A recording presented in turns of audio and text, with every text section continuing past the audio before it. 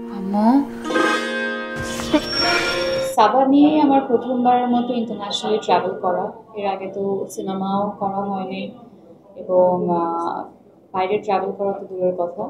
So Saba যখন Toronto International Film ফেস্টিভ্যালে world premiere করেছে, that was my first experience of my film and world premier.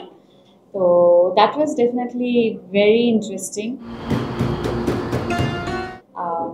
Interesting কারণ হচ্ছে, যখন সাবা আসলে আমরা শুট করি কিংবা সাবার শুরু থেকে যখন আমি এখানে অ্যাজ এ টিম মেম্বার ছিলাম, সাবা যে আসলে এত দূর পর্যন্ত ট্রাভেল করবে বা এত দূরের অডিয়েন্সকে আসলে টাচ করতে পারবে, এই এক্সপেকটেশনটা আসলে ছিল না। কারণ সাবা করার পরে আমি বুঝতে পেরেছি দ্যাট সিনেমার ক্ষেত্রে আসলে language doesn't matter, boundaries doesn't matter.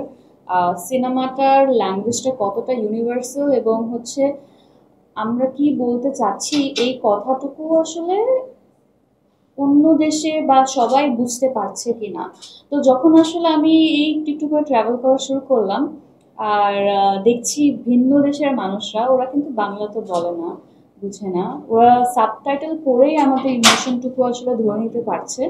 এই ব্যাপারটা আমার জন্য একেবারে নতুন ছিল এবং খুবই ভালো লেগেছে। কারণ ছোটবেলা থেকে আসলে নিজে আসলে ভিন্ন দেশের সিনেমা সাবটাইটেল দিয়ে আহ, দেখেছি, মানে দেখা হয়েছে।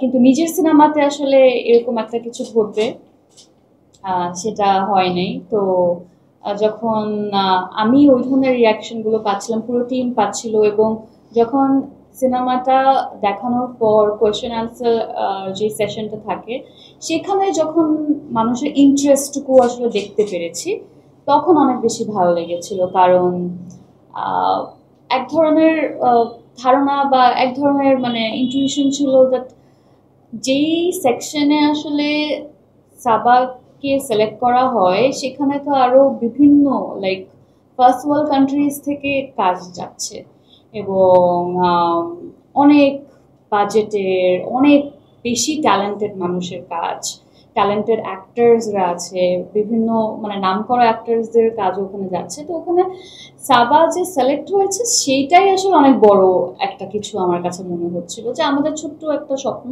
এটা বাইরে এমন এমন তালিকার মধ্যেই নামটা দেখছি।